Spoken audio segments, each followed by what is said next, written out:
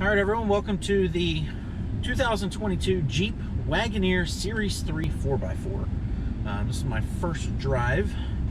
We're going to drive over, put some gas in it, get my initial impressions, and then we're going to do a quick walk around, see what this thing's all about. Yeah, so this is obviously first time in a Wagoneer, and of course we went for the top trim Series 3. There was a Series 2 here, but I wanted to see the full complement of luxury features that's included in this one. We will go over the window sticker here in a little bit once we park it up, and we'll see all the options that it has. But right now we're going to do our initial driving or impressions, I should say, and it's very smooth. I've driven about 100 feet and very, very smooth. I'm pretty sure this one has the air suspension, so that always helps. We got a nice heads-up display here, full digital dash, massive touchscreen here in the middle, probably a 10 or a 12-inch touchscreen. Probably, I think it's a 10-inch here. We'll look all that up in a little bit, but yeah, it's very, very smooth. The seats are very comfortable. It's almost like sitting on a sofa. The leather's nice and soft, the cushioning's nice and soft, the air suspension is doing its job beautifully, and throttle response is very smooth. It's just a very nice luxury drive. Man, this is a good pothole. Barely felt it. We do have a couple of bumps here, but I'm gonna put some gas in the car first before we really get driving. But yeah, initial impressions, it actually handles decently well. Turn-in response is very nice. It's not it's very luxury feeling, obviously, but not sloppy. So let's go ahead and put gas in it, and then I'll be back with you guys in a minute. All right, we are back on the road here. See how this transmission is. Very smooth. You don't even feel it. Like, that was maybe like a third to like a half throttle sort of pull, and I did not even feel the transmission shifting through the seat at all. Just complete butter smooth. One thing I did notice getting in and out of the car, the doors feel very solid. Even the hinge, how the hinge feels, like when you're opening and closing it, it just feels very smooth. Just absolutely top tier luxury. The doors close very solidly. It does have the power folding steps, so it made it so easy to get in and out. Everything is soft, like the steering, even the steering wheel, super comfy. Nice wood trim everywhere. Leathers look nice. The stitching looks nice. Ride is good. This is definitely a top tier premium vehicle, which we will go over the price here in a bit. For that price, yeah. Yeah, you want it to feel like this for the price you're paying. We'll go over all the options here in a bit, but yeah, just wanted to give you guys my initial driving impressions of it so far. It is smooth. It's what I expected it when they announced the Wagoneer, and then obviously competing with the Escalade and the Lincoln Navigator were the two benchmarks for the Wagoneer. This is what I expected to get. So even that bump right there over that bridge, that's some of the worst bumps that are in this area, and every single vehicle I review, I like to take them over the bumps to see how it reacts, and that was good. Barely even felt it. The brakes are a little weird though, I will say that. But it could just be because they're brand new. They'll probably break in a little bit, but let's go ahead and see how this does here. We'll take it through a couple little corners, and then we'll get to our walk around. But one thing, we do have the heads-up display. Right now it's showing us the speed. It's showing us the actual road we're on through the navigation. And then it also has the lane keep assist. It's telling me like which side I'm closer to and everything like that. It tells you green. It'll highlight green if you're within the lane, and then orange if you're pushing the edge of a lane or something like that. But yeah, very, very nice. All right, let's go ahead and flip around, go ahead and park this thing up, and take a quick walk around. All right, everyone, 2022 Jeep Wagoneer Series 3. If you hear some wind noise, I apologize. It's a little bit windy. A storm just passed through. but we're going to try and make the best of what we can with the little bit of sunlight we have and the wind. So let's go ahead and do our quick walk around here of the Wagoneer. All right, so obviously all new design, all new platform, everything for the Wagoneer is all new for 2022. Let's go ahead and take a look at the front bumper. Up here we got some very nice LED lights. Inside here it says Jeep Performance LED. Of course the iconic 7-bar grille for the Jeeps, a nice Wagoneer going across the front. So one thing I did notice, I believe on the Grand Wagoneer these were like bronzed edge stuff. I'm not sure if that's Grand Wagoneer specific or for just the Wagoneer. But down here you can see we have the adaptive cruise control. You got your parking sensors over here. Some more fog lights there, LED fog lights of course. The rims, what do we got here for rims? Let's take a look.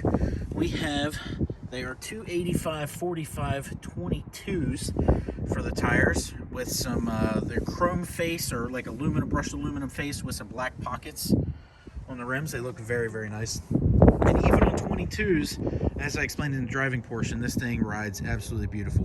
One thing I do want to correct, I believe in the driving portion I was kind of critical on the brakes. The more I got used to it, the brakes are very nice. They do provide adequate stopping power, and as long as it takes a second to learn how to modulate the brake pedal, but once you figure it out, it's very nice. Of course here, massive mirrors, absolutely massive. They do have a nice little convex little addition into them there as well. They of course are heated mirrors, and I'm pretty sure they are power folding. Maybe not power folding, maybe not on this one. Alright, as you can see here, we open up the door, power side steps, so they'll go back up in a second now that the door's closed. Boom. And they're actually not just kind of like a flat, plastic sort of piece. They actually kind of very nicely tied it into the bottom of the doors to actually make it look like part of the vehicle, not just some random black plastic down there. You have some nice appearing chrome trimmed roof rails up there, as well as a panoramic roof. You see there, massive panoramic roof. We'll take a look at that from the inside in a minute. Continue walking around. Same wheels on the back as the front, no different size there. Nice little Jeep thing right there. Fuel cap, just push, open up, capless. To be expected these days. Let's keep walking around the massive back tailgate here. Again, massive Wagoneer across the back. Your parking camera, or your backup camera I should say. It does have a little squirter there too, as you can see, to clean off the camera. Still not like the upgraded RAM cameras, still kind of the old tech cameras. I'll show you that once we get inside in a little bit, but it gets the job done. You see here, Quadra-Track 2, that's the 4-wheel drive system that's on this Jeep, and then Series 3 right there. We do have single exhaust tip here for the 5.7 liter Hemi. Pop this off. This is where your tow group would be if you have a hitch on it. And yeah, got some nice styling here in the lights. Is that, hold on, is that 1, 2, 3, 4, 5? Oh, no, more than 7. I was wondering if it was going to be the same like 7 slot grill on the back that they carry on the Jeep fronts, but nope, just a couple little squares there. But yeah, it's very large. That goes without saying, especially when you're competing with the Escalade and the Navigator. But where this thing really shines, not only in the driving aspect of it, but as the interior. So let's go ahead, while we have a little bit of sunlight left, let's go and take a look at the interior. All right, so you can see here on this Wagoneer, you got this nice like gloss. It feels like really, really nice, like a really heavy lacquer over top of the wood here. Some really nice soft touch material up here. This is not leather, but everything else down here is leather. Very soft. Here's your window controls, your mirror controls, memory seat controls. Down here you have the Macintosh radio system.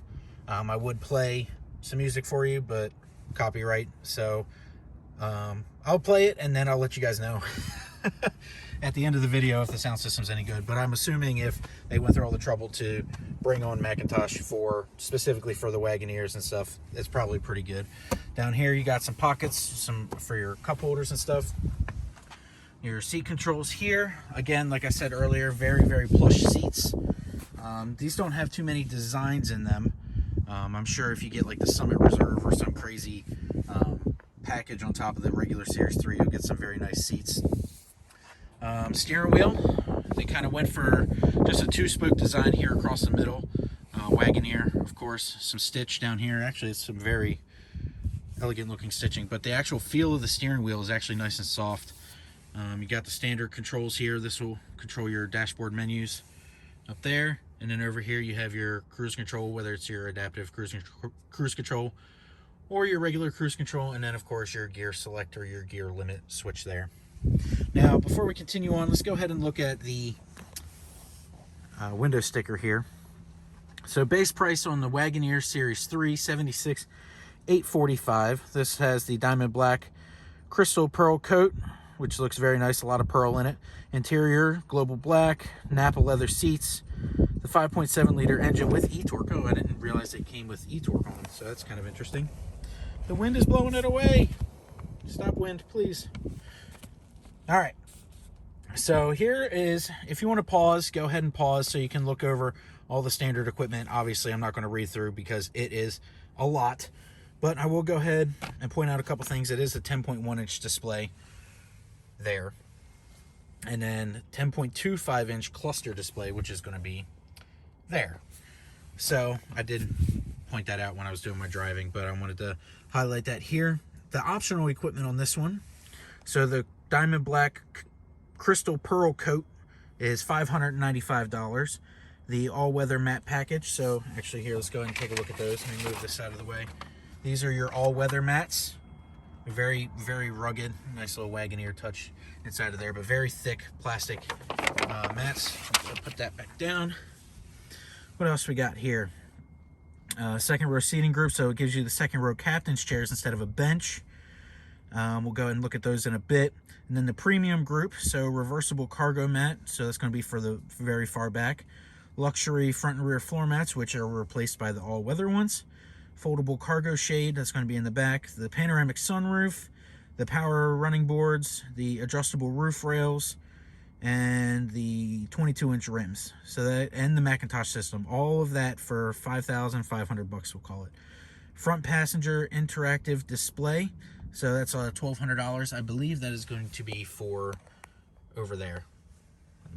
That, so that's going to be the interactive display for the front passenger in the dashboard there, giving you a total price including destination charge of $2,000 of $87,120. So quite a lot of money here, but you do get an absolute crap load of luxury items. So we're going to go ahead, hop in, take a look at some of the infotainment, and then we'll check out the back seats and stuff, and then wrap this up and give you guys my final thoughts. All right, so let's go ahead and show you the screens, what they look like. I'm trying to zoom out a little bit here, what they look like when you start it up.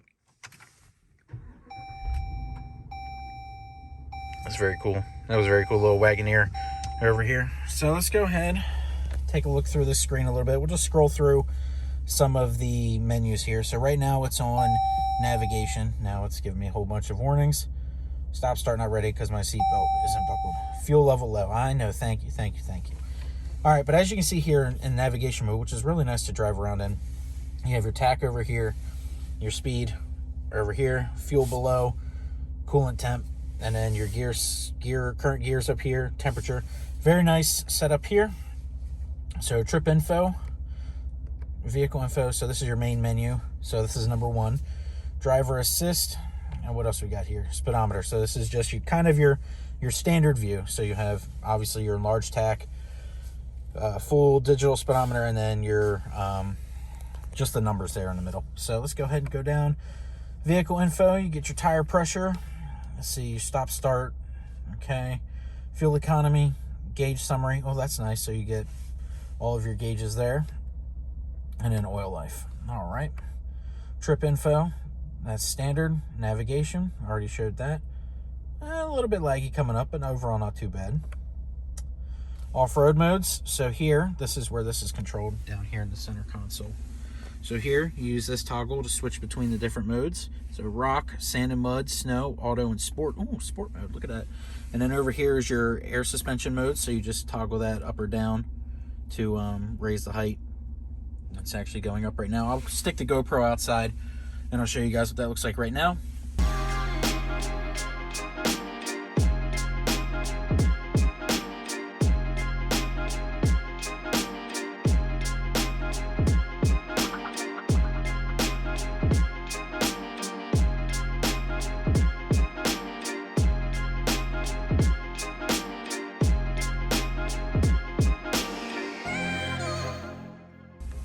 But we're going to continue talking on. So this is there, normal ride height achieved. Thank you. Stop start. Oh my gosh, really wants that stop start, doesn't it? There's got to be a button to turn that off. Yes, let's turn that off right there. Boom.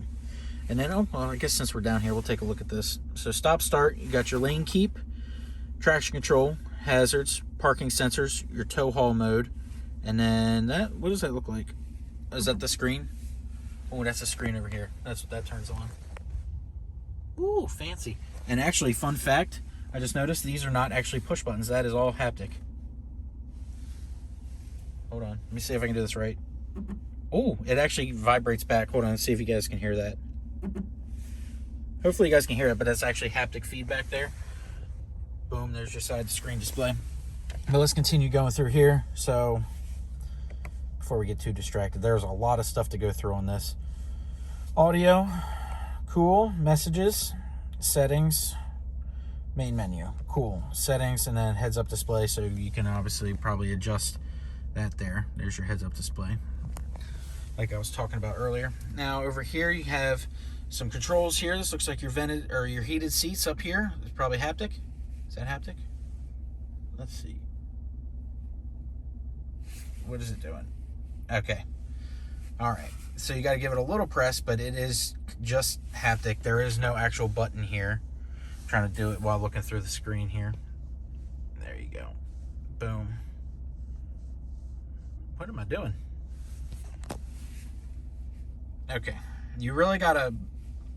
So this is a bit finicky. Now I can see how this would get annoying while you're driving, trying to press the exact button, because you have to like push in a specific spot every single time to make it work. So heated seats, cooled seats down here, and then heated steering wheel right there. Is that going to be repeated over here? Yep, sure is. So of course the same thing, but for the passenger side, and then here is also for the passenger screen, I would believe. Let's see. Oh, okay, actually that's for this screen. So this is the off button for this, to turn this screen off. It's all the way over here. Okay, this is, see, all right, so this is some real world stuff here, because I'm sitting in the car, not moving, and I'm having issues hitting that button. You could also probably just push that in there. Yep, so that makes it easier for the driver, and I guess that is for the passenger.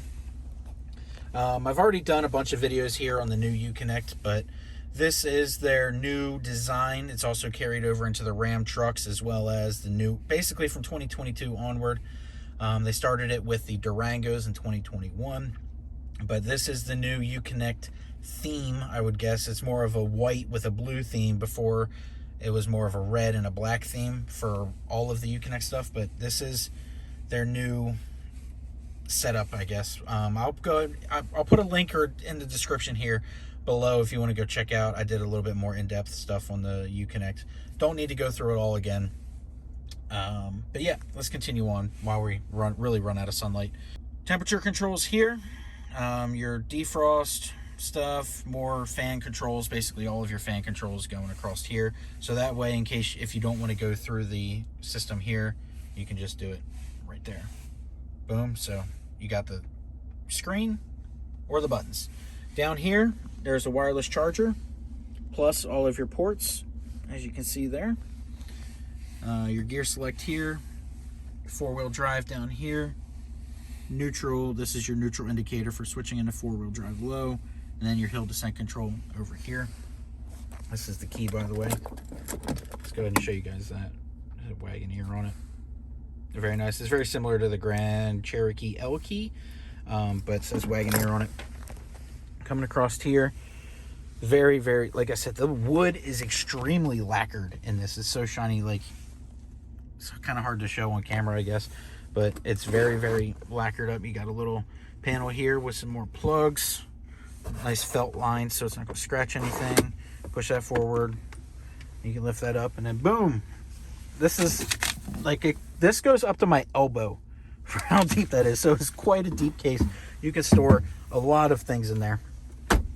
Yeah, this padding here is a little firm, but overall not too bad. It's very comfortable on your elbow while you're driving around. But yes, overall, it's very, very luxurious. A lot of tech, obviously.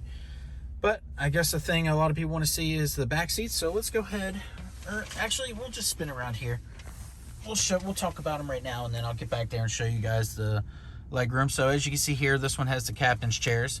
So there's no bench seat in the middle. But then you have the full bench in the back as well.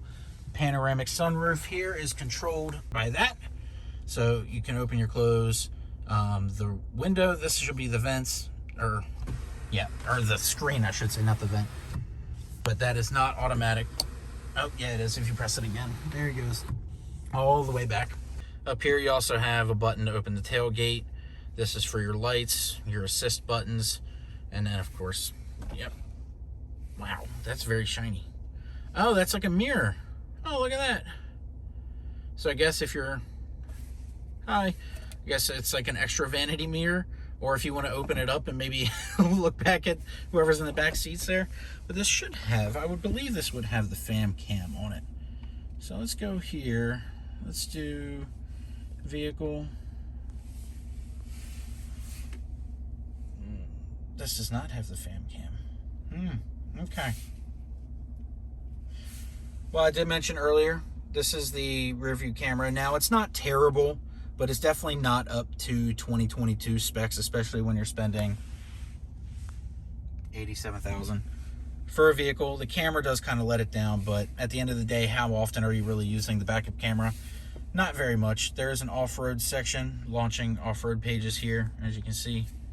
All right, so of course, this is all pretty standard stuff. If you've seen any of the other Mopar products with off-road pages, vehicle dynamics showing you your steering angle, your transfer case, gives you some coordinates, tells you which mode you're in, whether four-wheel drive, high, low, or whatever. Accessory gauges, boom, so you get some nice gauge displays there. Pitch and roll, select terrain. Whoa, that's fancy. Okay, I guess that'll show you based on... I'm going to move this, and let's see if that changes. There goes sport. Oh, that's cool. That's so cool. So, all right, so sport, we'll go back up. That's auto. Snow. There you go. Sand and mud. And then rock. Oh, okay, to enter rock, it's telling me to shift to four-wheel drive low. Oh, so it is raising up too. Okay. All right, unfortunately, we are losing a lot of our light here, but this is the back, second row, obviously. Trying to show you the ample amount of legroom. I wish I had another way to give you guys some more light. I do have the panoramic roof open, but unfortunately with the time of day, yeah, plenty of legroom there. Now let's go ahead and get back into the third row here, which is very easily walked through there with the captain's chairs. It's actually really nice. Full-grown adult can walk easily between here, and I didn't even hit my head on the top. This is third row. Still have, like, now I'm only 5'8", but I still have like 4 to 5 inches of knee room here in the third row behind the second row seat. It's actually kind of insane. So let's go ahead and take a look. What do we got buttons back here? So this is to move the seat, I'm assuming. Oh yeah, okay, so that actually moves your seat here on a button, like a little recline here. Okay, so that's actually fully reclining. You got some charging cables back here, cup holder, another little pocket here. I'm trying to go as fast as I can before we got another, another panoramic roof here for the third row. Oh, that's wild. The seatbelt here for the third row comes down out of the roof because there's no really place else to put it. But yeah, the third row seats do fold down through these buttons. Where are they? They're on this side. They're on the passenger side. Over here, there are buttons right there. That's how you can fold down the seats from the back if you're trying to load stuff. But yeah, overall, I mean, we are very far back here. I do have a little bit of headroom. Take a look. Take the sunglasses off. Like if you were, I mean, I got what, let's say maybe 3 inches, 2 to 3 inches of headroom back here. So if you're a little taller, you might have some issues there. But overall, like it, I could definitely, especially with the captain's chairs, you can put your legs out here in the middle to stretch out. It is plenty comfortable for a long trip. So let's go ahead and wrap this video up. Actually, we'll just wrap it up from back here.